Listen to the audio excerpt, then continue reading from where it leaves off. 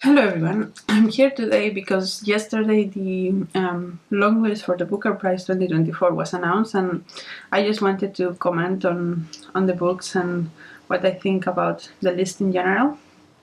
Um, First of all, I'm not like overly excited by this. The first book in the list is Wandering Stars by Tommy Orange. I'm not sure what this is about, but I have read There by Tommy Orange before, and it was just fine. I don't think it was like groundbreaking or anything, so I have not been um, overly enthusiastic to pick anything else from him. So that one doesn't sound like something I want to read. Then the second one is Wild Houses by Colin Barrett, which seems to be like a small town thriller, literary thriller kind of thing, which also is not my kind of thing. Um, so yeah, not overly enthusiastic about that. It sounds a little bit like The Bee Sting last year, and I didn't particularly love The Bee Sting, so yeah, I'm not sure. I don't think I want to pick that one up either. And then the next one is Hell by Anna Michaelis. Um, and it is, I think, about the First World War. So it sounds like a soldier that comes back in 1920 from the First World War, and he's trying to restart his life, but there are ghosts. I don't know if it's literal ghosts or like memory kind of ghosts um, that come from the war, and it's kind of like about trauma. Um, yeah, again, this one I would not be super inclined to pick up. Depends on the reviews, but by the description, it doesn't sound like something I'm like dying to read. Then the next one is Creation Lake by Rachel Kushner, which is described as part spy novel, part profound treatise of human history.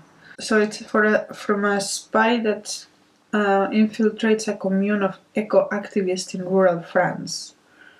Um, yeah, not.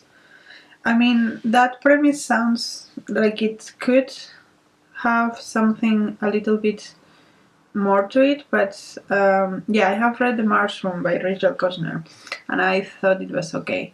So I would probably expect this to be okay as well. Which, like, I could read it, but doesn't it doesn't appeal to me like crazy. So yeah. The next one is This Strange Eventful History by Claire Massoud, which I've heard it's very boring. So that's not a good start. So again, it's another one about war, about this guy in the 1940s that goes to war, and three generations of a Franco-Algerian family in their migrations around the world. Uh, yeah, I mean, that could have been interesting, but again, I haven't heard good things about this book, so I'm not sure. Playground by Richard Powers. Um, Playground explores that last wild place we have yet to colonize and interweave profound themes of technology and the environment and a deep exploration of our shared humanity. I have not loved everything I read from Richard Powers, but his later stuff I have really enjoyed. So this one, yes, this one I can. Polynesian islanders prepare to vote on a billionaire's studying project in an acceleration novel that is still subjects as diverse as climate change and colonialism. This one I want to read. This one it's interesting to me. So yeah, I will check to read this one. Then Enlightenment by Sarah Perry. I have read Sarah Perry before. Not sure it was fine, it was fun. But this one says a story of love and astronomy told over the course of 20 years through the lives of two improbable best friends. Small town of Essex, yeah, which I think most of her books are in that part of Britain because she's from there, I think. And they have an obsession with 19th century astronomer Maria Baduva, said to haunt nearby manor, who might have made certain astronomical discoveries that have never been acknowledged. So the thing with Sarah Berry, she writes very engaging historical fiction that is like related to science most of the time, or at least what I have read, and I like them. So I might read this. I don't think it will blow my mind, but I might read this one. Then there is Orbital by Samantha Harvey, which I have been vaguely interested in for a while. And the description says 6 astronauts rotate in the International Space Station. They are there to do vital work, but slowly begin to wonder, what is life without Earth? What is Earth without humanity? So it's kind of philosophical about Earth. I have never read Samantha Harvey before, and I heard good things about her, so this one is a maybe. I also have heard some good things, but I think I prefer if people I trust with similar taste as me read this and tell me that it's good, then I'll trust it more. But this one, yeah, might be, maybe. Then there is James by Percival Everett, which everyone was predicting it will be here. I have read The Trees by Percival Everett, and I absolutely do not get along with his humor. So I understand why people like his books. If you click with that humor, then they are good, I guess. But I don't click with his humor, so I don't think I'm gonna read this one. Just, yeah. The next one is The Safe Keep by Jael van der Wooden. That sounds like a Dutch name. An exhilarating tale of twisted desire, histories, and homes, and the legacy of one of the 20th century greatest tragedies. Rural Dutch province of Overijssel. After 15 years after the Second World War. I don't know why the author has such a Dutch face to me. A remarkable debut about the obsession and loss set in an isolated Netherlands house. The author draws us into a world as carefully calibrated as Dutch still life. Maybe. I am interested in the part that is like about the Netherlands, which it normally doesn't happen. This looks like something that should be translated, but it's not because it's in the Booker. Yeah, it seems like she's Dutch, but she writes in English. At least she teaches in a Dutch university and has studied in Dutch universities and has a very Dutch name and writes about Dutch life. But she has studied in the US as well, so she might have chosen to write in English. Maybe. That's a maybe. Like the concept doesn't appeal to me overall, but the fact that it's a little bit, I mean, this list is very US UK centric.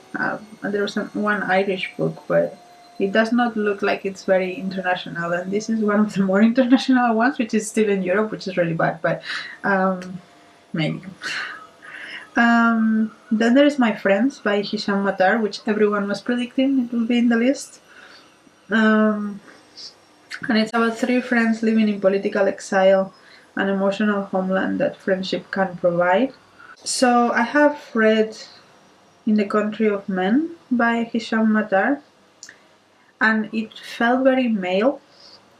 I have heard very, very good things about this book, but it sounds very male, and I'm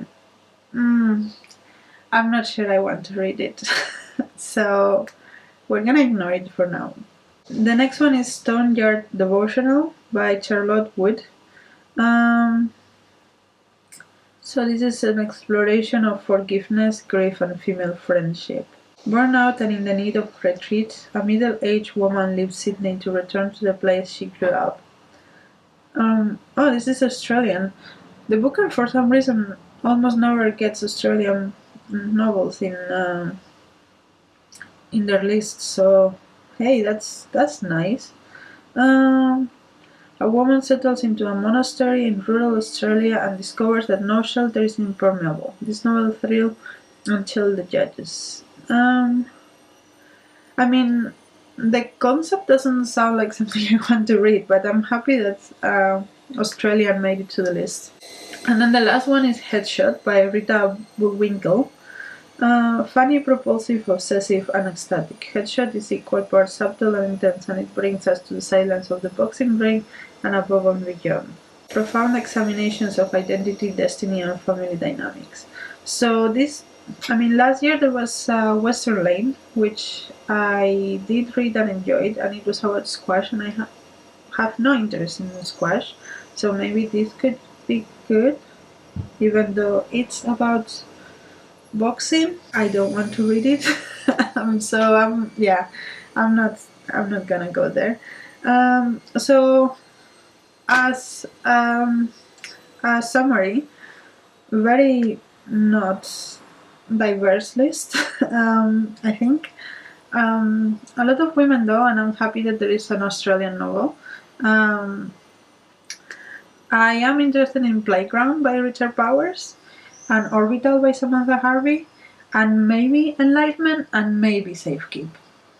That is what I'm expecting to read. I'm really not that excited by the Booker anymore. This year, even the International Booker was not that exciting. I think I read 3 or 4 books from that list. So, yeah, it is what it is. But, yeah, I mean, nice that Richard Powers has a new one.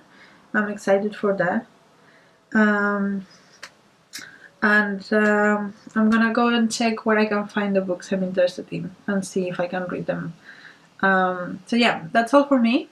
I Let me know your thoughts on the list if you're gonna read any of these books, all of these books. Let me know, and until next video, bye.